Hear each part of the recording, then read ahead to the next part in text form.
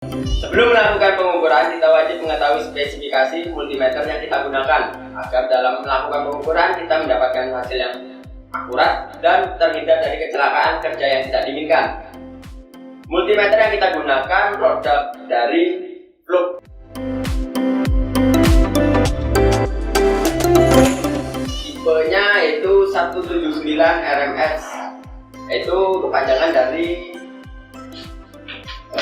root main square, yang mana multimeter ini dilengkapi 5 button,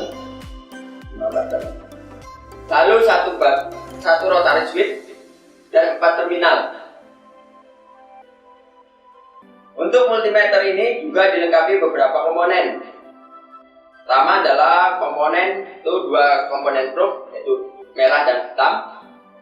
Lalu ada satu probe yang digunakan untuk melakukan pengukuran temperatur. Selanjutnya kita akan membahas tentang terminal yang ada di multimeter Fluke 179. Terdapat 4 terminal, yaitu terminal 1, terminal 2, terminal 3, dan terminal 4. Terminal 1 digunakan untuk mengukur current, maksimalnya adalah 10 ampere.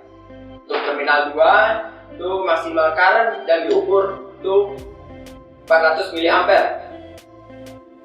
Sedangkan untuk terminal yang ketiga ini digunakan untuk pengukuran voltage, tahanan, dan juga dioda.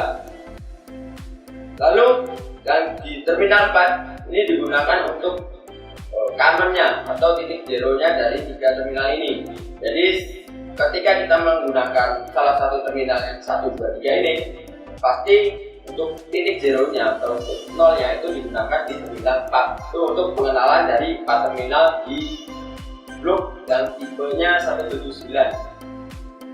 Berikut adalah fungsi dari 5 tombol yang terdapat di multimeter digital. Tombol yang pertama adalah tombol untuk mengaktifkan dan menonaktifkan backlight. Lalu tombol kedua digunakan untuk menahan hasil pembacaan dan kita ukur. Lalu tombol yang ketiga ini digunakan untuk merekam dan menyimpan hasil pengukuran min, max, dan rata-rata. Selanjutnya tombol keempat digunakan untuk mengkonversi satuan hasil pengukuran secara manual atau auto. Lalu tombol yang terakhir itu digunakan untuk memindah mode pengukuran. Berikut adalah fungsi dari rotary switch dari multimeter digital. Yang pertama ini digunakan untuk pengukuran voltage AC dari 30 mV sampai 1000 volt dan pengukuran frekuensi 2 Hz sampai 99 kHz dengan cara menekan tombol yang kuning ini digunakan untuk memindah modenya. Selanjutnya untuk rotary yang kedua ini digunakan untuk pengukuran DC dari 1 mV sampai 1000 volt pengukuran dan juga pengukuran frekuensi 2 Hz sampai 99 kHz. Selanjutnya untuk rotary yang ketiga ini digunakan untuk pengukuran voltage DC dari 0,1 volt mV sampai 600 mV dan pengukuran temperatur dari minus 40 derajat Celcius sampai 400 derajat. Selanjutnya untuk rotary yang keempat ini digunakan untuk pengukuran resistansi dari 0,1 ohm sampai 50 mega ohm dan digunakan untuk pengukuran kapasitansi dari 1 nanofarad sampai 99.000 mikrofarad. Selanjutnya untuk rotary yang kelima ini digunakan untuk pengukuran continuity dan untuk pengetesan dioda. Selanjutnya untuk rotary switch-nya itu digunakan untuk pengukuran current AC dari 0,3 ampere sampai 10 ampere. Lalu untuk pengukuran DC-nya dari 0,001 ampere sampai 10 ampere. Dan juga digunakan untuk pengukuran frekuensi AC dari 2 Hz sampai 30 kHz. Hal-hal yang harus dilakukan untuk memastikan multimeter tersebut kondisi baik sebelum melakukan pengukuran adalah yang pertama, dengan cara melihat kondisi dari multimeter, apakah terdapat kerusakan pada layar maupun pada tombol-tombolnya. Lalu memastikan juga terhadap probe-nya, terutama di ujung probe apakah terdapat kerusakan. Itu biasanya berupa terbakarnya ujungnya probe. Pastikan tidak ada. Yang kedua, kita pastikan juga untuk continuity dari kabelnya yang kita gunakan untuk kabel probe-nya ya Pak. Jadi dengan cara itu pasang dulu probe merah.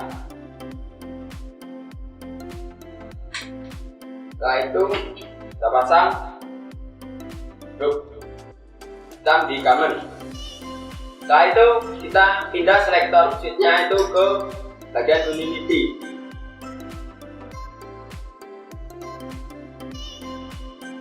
Setelah itu kita hubungkan antara probe merah dengan probe hitam.